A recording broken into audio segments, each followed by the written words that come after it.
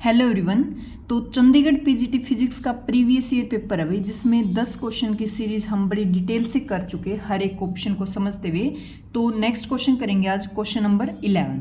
In a BJT, BJT क्या होता है भाई? Bipolar junction transistor. तो इसने बोला in a BJT the fix bias scheme fixes. भाई बीजेटी के अंदर, बीजेटी जो है उसके अंदर फिक्स बायस सर्किट है ना, वो किस चीज़ को फिक्स रखता है ऐसे पूछा। तो वो रखता है भी बेस करंट को। आंसर होगा बेस करंट। तो कैसे होगा देखो, थोड़ा सा डिटेल में लिख दूंगी ताकि मैं टेलीग्राम पे शेयर कर दूँ ना, थोड़ा सा रिवाइज भी कर सकूँ उसको, ठीक है। तो देखो 11 नंबर का क्वेश्चन है ये, बीजेटी। तो बीजेटी क्या होता है? Bipolar junction transistor. किसकी बात हो रही है? बात हो रही है बीजेटी के अंदर फिक्स्ड बायस सर्किट। ये कह रहा है फिक्स बायस सर्किट है ना, वो किस चीज़ को फिक्स रखता है? फिक्स रखता है। तो इसका आंसर जो होगा वो क्या होगा? Base current. ठीक है, बेस करंट कोई फिक्स रखता है भी। कैसे रखता है इसके बारे में बता देती हूँ।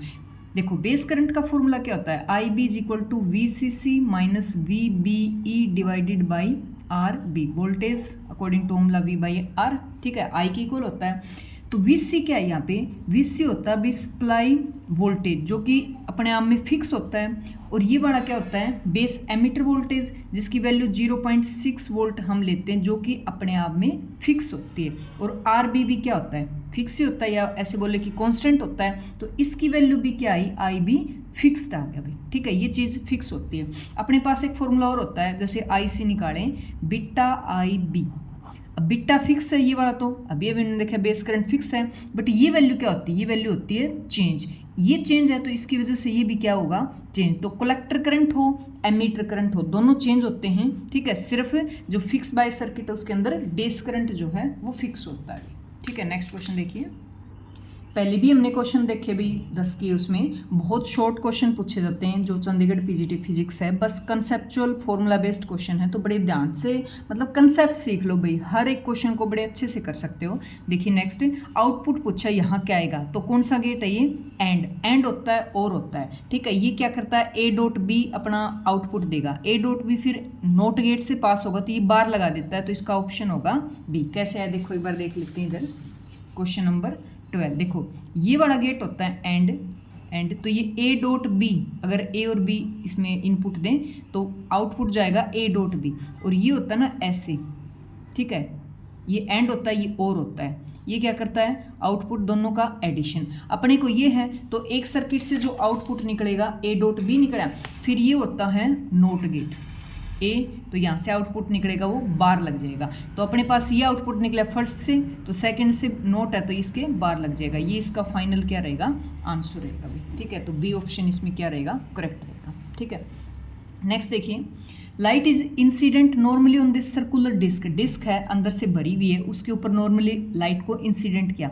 Eight the centre of geometrical shadow region the intensity always. Intensity क्या होगी? जो इसकी शैडो बनेगी उसके सेंटर पे। तो देखिए क्या चीज़, क्या कैसे क्या इसको सोल्व करेंगे।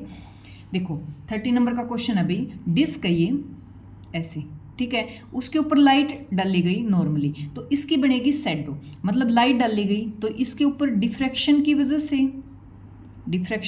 से, या फिर बोले कि इंटरफेरेंस, तो क्या डिफ्रैक्शन ही होगा। डिफ्रैक्शन की वजह से भाई शैडो बनेगी। तो शैडो की ये पूछा, जो सेंटर होगा ना वहाँ पे जो इंटेंसिटी होगी वो कितनी होगी? तो देखो इंटेंसिटी डिफ्रैक्शन की वजह से कभी तो ये मैक्सिमम देगी और कभी ये मिनिमम देगी। ठीक है, कंस्ट्रक्टिव इंटरफेरेंस दोनों होंगे, मतलब मैक्सिमम इंटेंसिटी मिलेगी, मिनिमम। तो हम एक चीज़ का ये नहीं कह सकते भी सिर्फ एक इंटेंसिटी मिलेगी, या तो मैक्सिमम ही मिलेगी या मिनिमम, दोनों मिलेंगी। कंस्ट्रक्टिव इंटरफेरेंस भी होगा और डिस्ट्रक्टिव इंटरफेरेंस भी होगा। वो किस पे डिपेंड करेगा? वो डिपेंड करेगा भी, जैसे इसमें डी ऑप्शन दे रखा, मैं दिखा देती हूँ।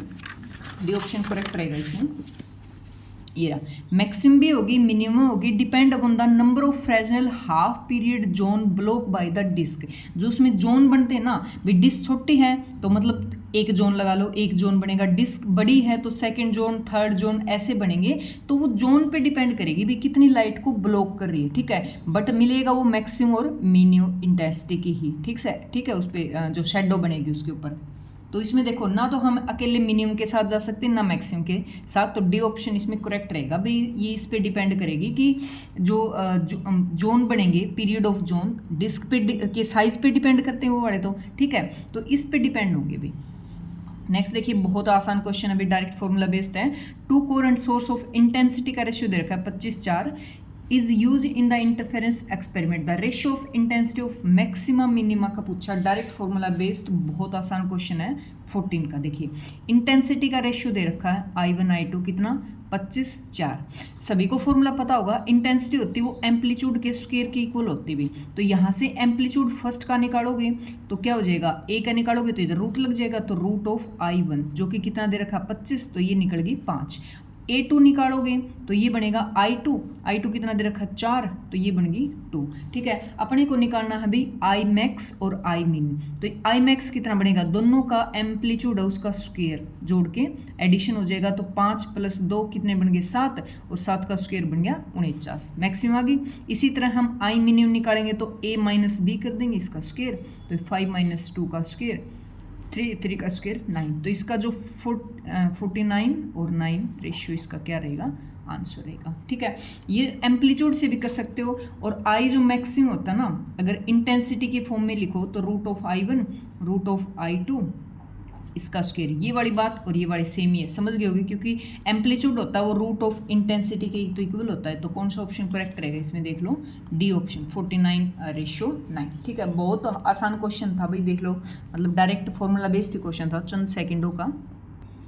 नेक्स्ट क्वेश्चन देखिए, question number 15, a half wave plate produce phase difference between O wave और जो ई ऑर्डिनरी वेव होती हैं उनके बीच में पूछ रखा, अभी क्या पूछ रखा है, फेज डिफरेंस। दोनों का ही देख लो, दोनों ही आ सकते हैं, हर चीज़ सिर्फ ये नहीं कि पेपर में पूछा गया उसी बात को हम स्टडी करें। देखो एक होती है ई रे और एक होती है ओ रे, ठीक है, तो इसने बात की क्वार्टर वेव प्लेट, और एक होती है भाई हाफ वेव प्लेट। अपने पास हाफ वेव की पूछा है, इसका फेज डिफरेंस पूछा है, तो इसके अंदर फेज डिफरेंस होता है वो होता है π/2, और हाफ वेव प्लेट होता है ना, वहाँ फेज डिफरेंस होता है भी पाई। ठीक है, इसके अंदर जो पाथ डिफरेंस होता है, पाथ डिफरेंस वो होता है λ/4, और ये हाफ है तो λ/2। इसमें जो थिकनेस निकालेंगे क्वार्टर वेव प्लेट में, तो वो होती भी λ/ फेज डिफरेंस 4 है ना, और रिफ्रैक्टिव इंडेक्स ई वेव का और रिफ्रैक्टिव इंडेक्स ओ का। यहाँ जो टी निकालेंगे थिकनेस, तो λ/2 होता है इसका, और रिफ्रैक्टिव इंडेक्स दिस, ये सारे बता रही हूँ क्योंकि आ सकते हैं, इससे रिलेटेड जो भी फॉर्मूले बनते हैं ना सारे पढ़ोगे तो अच्छी चीज़ें क्लियर होंगी। यहाँ से पता चला इसको मैं 2 से मल्टीप्लाई कर दूँ तो ये वाली थिकनेस आ जाती है, इसका मतलब ये इससे क्या है, डबल है। ठीक है, थिकनेस होती ना वो हाफ वेव प्लेट की डबल होती क्वार्टर वेव प्लेट से। फेज डिफरेंस इसका हाफ, नाम से पता चला हाफ मतलब λ/2 होता है, इसका λ/4 होता है, बट जो फेज डिफरेंस है इसमें पाई होता है, इसमें π/2 होता है। अपने पास किसका पूछा है, हाफ वेव प्लेट का, तो पाई है भाई, कौन सा आएगा, डी ऑप्शन करेक्ट रहेगा। ठीक है, नेक्स्ट देखिए question number 16, principal focal length of zone plate है उसकी प्रिंसिपल फोकल लेंथ पूछिए। पहले तो समझ लो जोन प्लेट होती क्या है। देखो क्वेश्चन नंबर कौन सा था, 16 का ना, 16 का। देखो जोन प्लेट नाम से ही पता चला, प्लेट मतलब जो अंदर से ऐसे डिस्क, बाहर से डिस्क की तरह ही हो प्लेट ऐसे, तो इसके अंदर जो रिंग्स होती ना, एक तो ओपेक की रिंग लगाई जाती है और एक ट्रांसपेरेंट, इस तरह से रिंग होती भी, एक ट्रांसपेरेंट एक ओपेक। इनके ऊपर जब ऐसे इनके परपेंडिकुलर लाइट इंसिडेंट की जाती है, तो जो ट्रांसपेरेंट होती है ना, ट्रांसपेरेंट है वो तो क्या कर देगी, लाइट को पास कर देगी, और जो ओपेक है वो उस लाइट को क्या कर देगी, ब्लॉक कर देती भी। जो ट्रांसपेरेंट है वो लाइट को पास कर देगी, ओपेक है वो लाइट को ब्लॉक कर देगी। तो जब लाइट इसमें इंसिडेंट करेंगे, जो लाइट पास हो रही है उनमें क्या होगा, फिर पास होके आएगी तो उसके अंदर डिफ्रैक्शन होगा। फिर यह बात करें कि हम इंटरफेरेंस होगा भाई, डिफ्रैक्शन होगा, इंटरफेरेंस होगा। दोबारा समझो, जोन प्लेट मतलब एक इस तरह से प्लेट तैयार की जाती है कि उसके अंदर भाई बहुत सारी रिंग से मिलके एक प्लेट बनती है, छोटी छोटी रिंग लगाऊं, उसके बाहर रिंग लगाऊं तो प्लेट बन जाती है। तो जो रिंग होती है ना, एक ओपेक होती है, एक ट्रांसपेरेंट होती है। लाइट इंसिडेंट करेंगे परपेंडिकुलर इंसिडेंट करेंगे तो ट्रांसपेरेंट से लाइट पास हो जाएगी, ओपेक उसको ब्लॉक कर देगी। जो लाइट पास हुई इसके अंदर डिफ्रैक्शन इंटरफेरेंस होगा। ठीक है, तो जहाँ पे इंटेंसिटी बनेगी भी, डिफ्रैक्शन होकर जहाँ पे वो इंटेंसिटी देगी वो मैक्सिमम इंटेंसिटी देगी, या बोलेगी कंस्ट्रक्टिव इंटरफेरेंस बनेगा। तो फोकल लेंथ बनेगी ना, वो होती भी इस डिस्क की रेडियस उसका स्क्वायर डिवाइडेड बाई अन टाइप की बात करें, अगर अन की बात करें तो यहाँ अन लगा दो, वरना नीचे लैम्डा ही होता है। अगर मैं बात करूँ फर्स्ट फोकल लेंथ तो आर स्क्वायर बाई लैम्डा आएगा, बट हम एन की बात करें तो आर एन का square divided by N lambda हो जाएगा। ये ऑप्शन देखो कौन से में है, फर्स्ट ऑप्शन है N square by N lambda. देखो किसी में एन स्क्वायर है ही नहीं, बाकी में एन क्या आर स्क्वायर रेडियस, बाकी में किसी में स्क्वायर नहीं है भी, ठीक है। नेक्स्ट क्वेश्चन देखिए, question number 17। A plane transmission grating having 5000 line per centimetre, भाई 1 सेंटीमीटर में इतनी लाइन दे रखी, being used to under the normal incident of light highest order spectrum that can be seen for the line of wavelength दे रखी है, और पर सेंटीमीटर 1 सेंटीमीटर में इतनी लाइन दे रखी। हमसे क्या पूछा, हमसे एन मैक्सिमम की वैल्यू पूछी, ठीक है।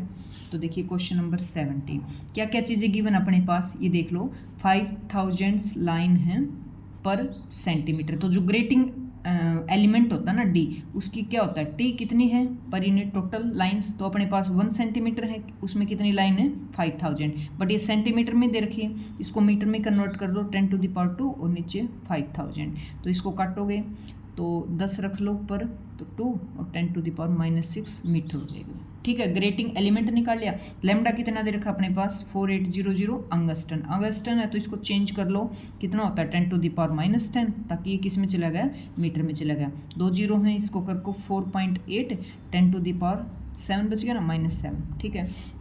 अब देखो ग्रेटिंग जो इक्वेशन होती है वो क्या होती है, D sine theta is equal to N lambda. अब साइन की वैल्यू तो 1 हो सकती है मैक्सिमम, या 1 से लेस ही रहती है, तो इसको कर दो neglect.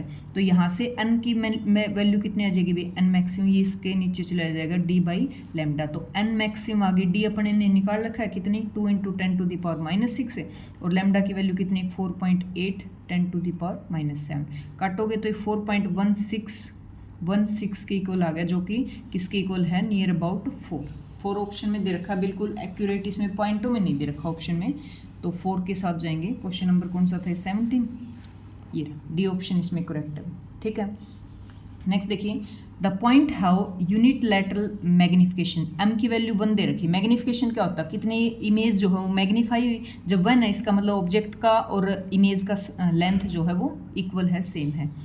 In the lens system is called, क्या पूछा है, वो कौन से पॉइंट हैं भाई, पॉइंट पूछे हैं तो वो हो गए भाई नोडल पॉइंट। नोडल पॉइंट समझो क्या होता है, क्वेश्चन नंबर 18 का, ठीक है। नोडल पॉइंट देखो, नोडल पॉइंट होते हैं, लाइट इंसिडेंट हुई, लाइट को क्या किया गया इंसिडेंट, तो जिस एंगल से लाइट इंसिडेंट की गई फिर वो क्या होगी लेंस से पास होगी, रिफ्रैक्शन होगा, तो सेम एंगल से चली जाएगी भी, सेम एंगल से क्या हो जाएगी रिफ्रैक्ट हो जाएगी भी, रिफ्रैक्शन, ठीक है। मैग्निफिकेशन क्या दे रखा है 1, इसका मतलब क्या होता है, मैग्निफिकेशन क्या होता है किसके इक्वल होता है, size of image by size of object, इसका मतलब साइज ऑफ जो इमेज है वो किसके इक्वल है, साइज ऑफ ऑब्जेक्ट की। मैग्निफिकेशन 1 का मतलब तो यही होता है ये बड़ा, ठीक है। तो नोडल पॉइंट होते हैं भी, लाइट इंसिडेंट की लेंस है, लेंस से रिफ्लेक्ट होगी, तो जिस एंगल से लाइट इंसिडेंट की उसी एंगल से लाइट रिफ्लेक्ट हो जाएगी नोडल पॉइंट से, ठीक है। तो इसका करेक्ट आंसर कौन सा रहेगा, बी ऑप्शन करेक्ट रहेगा, नोडल पॉइंट। नेक्स्ट देखिए, when light is incident on the surface of transparent medium at angle of polarisation then reflected and refracted beam, देखो बहुत कंसेप्चुअल दे रखा भी है। एंगल ऑफ पोलराइजेशन कब होता है, जब इंसिडेंट करे लाइट वो बूस्टर एंगल पे करे भाई, कोई भी लाइट, जब कोई भी लाइट है, मैं लिख देती हूँ, उसका इंसिडेंट एंगल बूस्टर एंगल के इक्वल है भाई, तो जो लाइट मिलेगी अपने को, ठीक है, वो कैसी मिलेगी, पोलराइज मिलेगी अपने को लाइट, ठीक है, पोलराइज मिलेगी। तो क्या कंडीशन होती है इसमें, देखो एक सेकेंड, देखो मान लो कि ये अपने पास इंटरफेस, यहाँ लाइट इंसिडेंट की, तो लाइट क्या होगी रिफ्लेक्ट होगी और रिफ्रैक्ट होगी।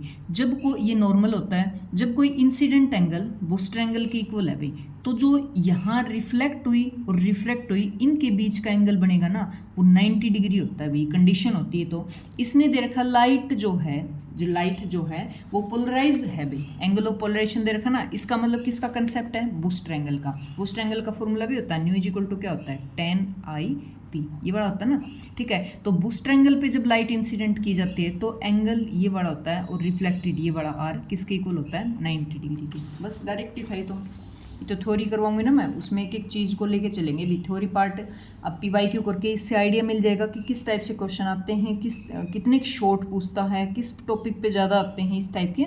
तो जब पूरे टॉपिक होंगे तो उसके ऊपर इंपॉर्टेंट शॉर्ट चीज़ बिल्कुल डीपली एक चीज़ करेंगे, तब जाके बात बढ़ेगी। क्योंकि लॉन्ग तो कुछ है ही नहीं इसमें भी, बहुत ज़्यादा कैलकुलेशन का हो। तो इसमें देखो भाई कौन सा perpendicular to each other, D option correct रहेगा। इसमें भी लेंस है और इनकी पावर दे रखी है, ये भी बहुत बार क्वेश्चन आता है। 2 फोकल लेंथ लेके टोटल पूछ ली, देखो कितना आसान है। ये तो 10th क्लास में शुरू हो जाता है लेंस वाला चैप्टर, मिरर वाला तो। और फोकल लेंथ पूछिए, दी है पावर 2 की और पूछिए फोकल लेंथ उनकी कॉम्बिनेशन की। तो देखिए कैसे 20 का फोकल लेंथ होती है ना, टोटल फोकल लेंथ वो कैसे जुड़ती है 1/f1 + 1/f2। और फोकल लेंथ 1/f किसके इक्वल होती है, पावर के इक्वल होती है। तो पावर कैसे जुड़ती है, total power P1 + P2 = Pnet। अब P1 कितना दे रखा है इसने, 1 मिनट, 120 नहीं 12 डायप्टर में, और P2 कितना दे रखा है -8 डायप्टर। तो टोटल पावर हो जाएगी P1 + P2, दोनों को जोड़ दो, ये 12 है ये 8 है, कितनी बच गई 4 डायप्टर, ठीक है। ये निकली पावर। अपने पास अपने को निकालने क्या फोकल लेंथ, वो होती है 1/p, तो 1/4, तो ये बन गया, इसको डिवाइड करोगे 0.25 मीटर में। आंसर दे रखा सेंटीमीटर में, तो 25 के नीचे 100 आएगा, डेसिमल खोलोगे तो सेंटीमीटर में जाने के लिए 1 मीटर में होते हैं 100 सेंटीमीटर, तो 25 सेंटीमीटर इसका क्या होगा आंसर होगा। 1 मिनट में दिखा देती हूँ। देखो माइनस में भी दे रखी है और प्लस में भी दे रखी है, प्लस वाला आएगा क्योंकि माइनस का तो कोई रोल ही नहीं था, ठीक है। तो अपना सुझाव जरूर दें। 10-10 क्वेश्चन की सीरीज मुझे ठीक लग रही है क्योंकि इससे थोड़ा सा ना भागा दौड़ी नहीं होती, मतलब चीज़ों को आसान तरीके से डीपली समझते हुए चलेंगे, कोई जल्दबाजी नहीं है, ठीक है। जितनी चीज़ें करो अच्छी करो, परफेक्ट करो, तब जाके बहुत कुछ स्कोर बढ़ता है। वीडियो को लाइक करना न भूलें, कमेंट करके अपना सुझाव जरूर देंगे। सीरीज़ ऐसी चलती रहेगी। फिर थ्योरी पार्ट इसका सिलेबस मैं डिस्कस कर चुकी, तो MSc BSc तक का सारा सिलेबस के सारे टॉपिक कवर करेंगे, इंपॉर्टेंट चीज़ें, ठीक है। किस टाइप से ये PYQ लगाने का यही फ़ायदा है, अभी पता चल जाता है कितनी गहराई से और कितने लॉन्ग या शॉर्ट क्वेश्चन पूछे जाते हैं। ये ऑप्शन करेक्ट है और मिलते हैं नेक्स्ट वीडियो में, ठीक है। Bye bye.